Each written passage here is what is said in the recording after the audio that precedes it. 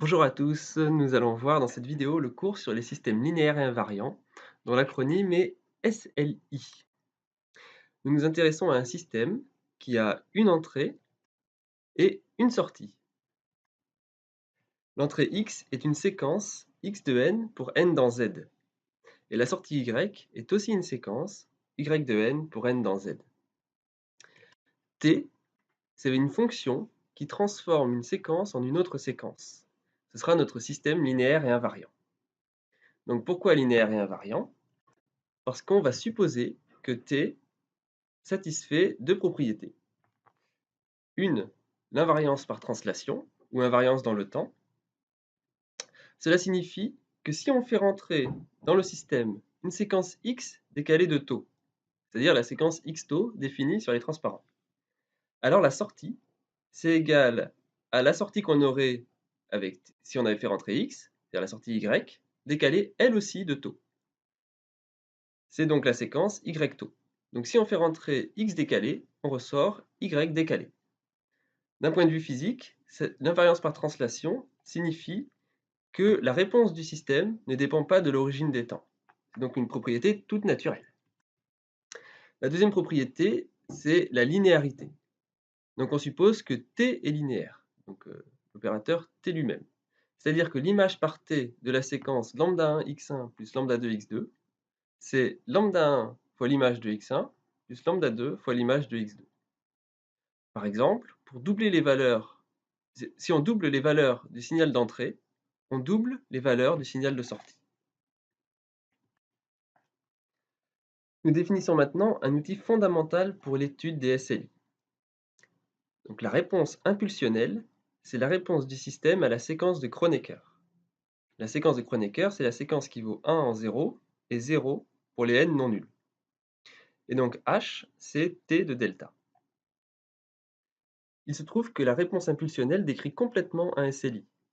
En effet, la transformation continue t est linéaire et invariante par translation si et seulement si la sortie y s'écrit comme la convolution de h avec x, où h c'est la réponse impulsionnelle du SLI.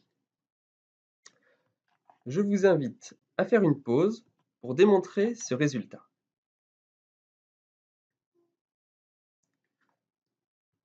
Et vous pouvez retrouver la correction de la démonstration dans le poly. Voici quelques exemples de transformation. Donc ici, x est l'entrée et y est la sortie. Par exemple, la première transformation prend une suite x en entrée et renvoie la suite y définie par y de n égale 2 fois x de n-1 plus 1. Je vous laisse mettre la vidéo en pause pour que vous déterminiez quels systèmes sont linéaires ou pas et quels systèmes sont invariants ou pas.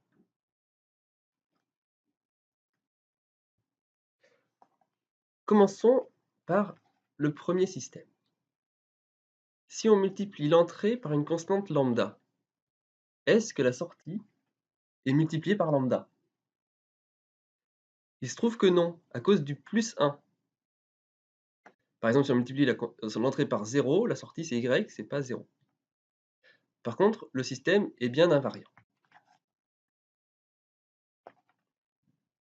Le second, il est linéaire et invariant. Donc on peut le voir, on décale de taux l'entrée x, ça décale bien la sortie de taux. On multiplie l'entrée par une constante, ça multiplie bien la sortie par une constante. On fait la somme de x1 et x2, on trouve bien y1 plus y2. Si vous avez fait une erreur sur un de ces deux exemples, mettez en pause pour vérifier les autres réponses. Pour le troisième, il n'est pas linéaire. Par exemple, si on multiplie x par 2, on multiplie y par 4. Donc c'est bien pas linéaire. Toutefois, il est invariant.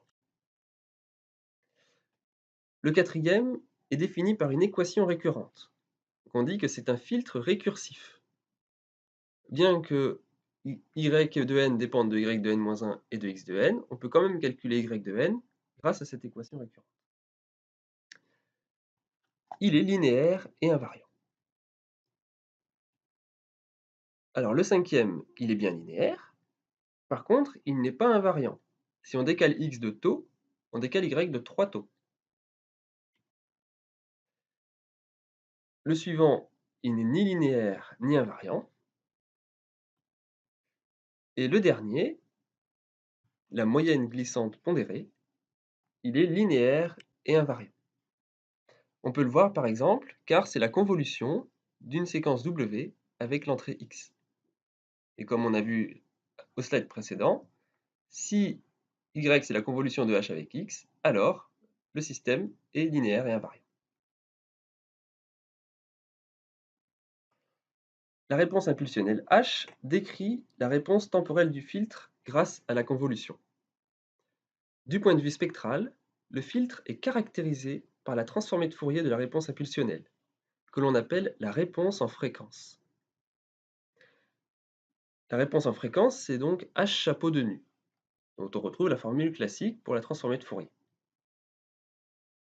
Dans le domaine fréquentiel, le SLI est donc une simple multiplication. En effet, si l'entrée est sommable, on peut calculer sa transformée de Fourier, et la transformée de Fourier de la convolution de deux suites sommables, c'est le produit des transformées de Fourier. Une autre propriété que je vous invite à montrer est que si l'entrée est une onde de Fourier U nu, donc une onde de Fourier à la fréquence nue, alors la sortie du filtre, c'est h chapeau de nu fois la même onde de Fourier.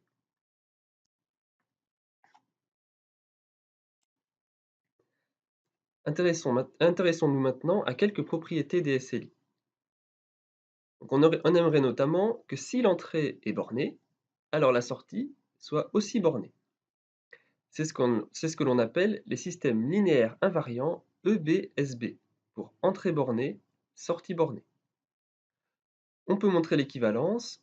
Le système linéaire est à entrée bornée, sortie bornée, si et seulement si la réponse impulsionnelle est sommable.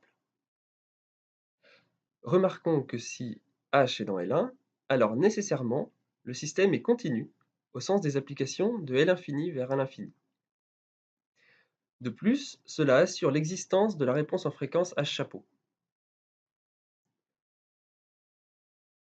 Histoire de mettre plus en application les choses, un petit exemple de système instable.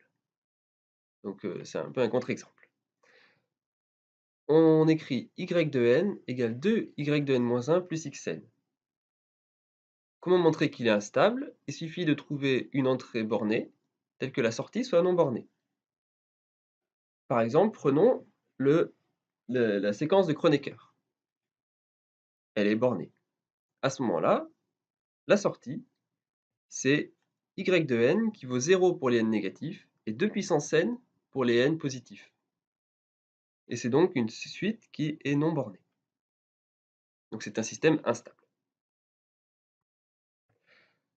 Pour finir, nous dirons qu'un SLI est causal si la réponse impulsionnelle H est nulle pour les n négatifs.